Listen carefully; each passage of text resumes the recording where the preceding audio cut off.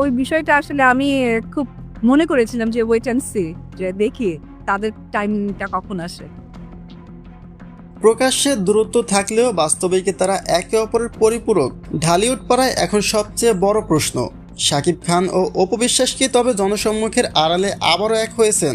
দীর্ঘদিনের শীতল সম্পর্কের পর সম্প্রতি অপু বিশ্বাসের একটি রহস্যময় স্ট্যাটাস এই সন্দেহকে আরও উস্কে দিয়েছে। ভক্তদের মনে এখন একটা প্রশ্নে ঘুরপাক খাচ্ছে, পর্দার আড়ালে কি তবে নতুন কোনো সমীকরণ তৈরি হচ্ছে যা আমরা এখনো জানি না?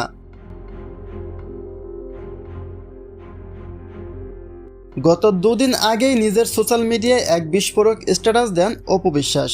তিনি লিখেছেন, আমার পরিবার আমার অহংকার, যখন প্রয়োজন হয়েছে আমি নিজেই আমার পরিবারকে আপনাদের সামনে এনেছি।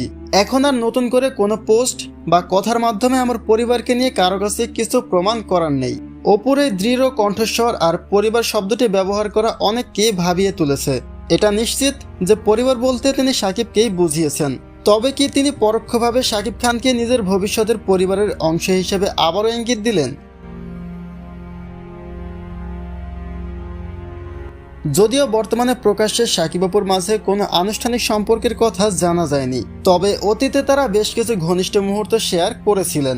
অপু নিজেই জানিয়েছেন, যখন প্রয়োজন মনে করেছেন তখনই তিনি সবটা প্রকাশ করেছেন। আর ঠিক এই প্রেক্ষাপটেই দানা বেঁধেছে নতুন সন্দেহের।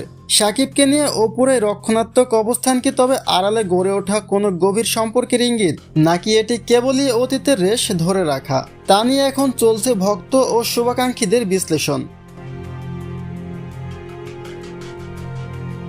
অপু বিশ্বাসের এই মন্তব্যগুলোর পর সাধারণ মানুষের মনে নানা প্রশ্ন দেখা দিয়েছে।